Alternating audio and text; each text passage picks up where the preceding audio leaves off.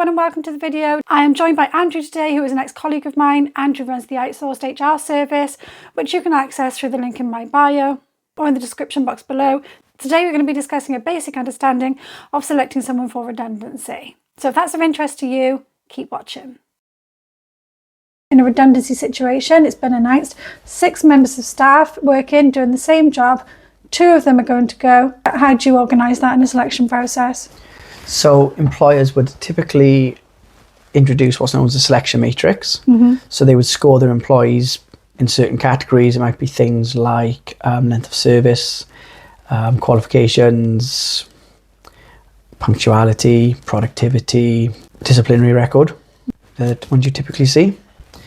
And they would give everyone scores, possibly out of 5. And then the person with the lowest score would be bottom of the league, if you like. And if you were making one redundancy, they'd be the one provisionally selected for redundancy. So what you would then have is essentially a league table. And if you were making 2 redundant, the bottom 2 of that league table would be provisionally selected for redundancy. They would continue in the process and the others would then fall away from that process and no longer be at risk of redundancy. There is an extra layer to it as well, isn't there? So in terms of, you know, like you talked about the different criteria, the different selection criteria, you can add weight to each. Yeah, so what you could do is you could say, we want to recognise people who've been with us the longest, but that would only be, you know, the maximum you could get in that category would be 5. So they'd be weighted as 1. So you've been with us for a long time, you score 5 out of 5. At the end, you times that by 1 and get 5. And, you know, there are also age discrimination arguments around that particular category as well. But that's typically the one you see as weighted as a 1. But then you might think, well, actually, we want someone with a clean employment record. So you might weight that as a 3. So typically what you see with disciplinary records is it's a minus figure. So they take that off your total score at the end.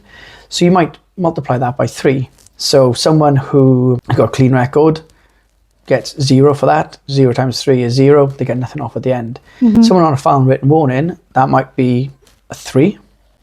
Times that by 3, 9. And they take that off your final score. Or in a more positive way, it could be productivity. And if you're, for example, a salesperson and 100% of your target is 5 out of 5, under 50% of your target is 1 out of 5, you might be, again, weighting that by 3. So the person who scores 5 out of 5, actually his score after the weighting is 15, gets 15 points.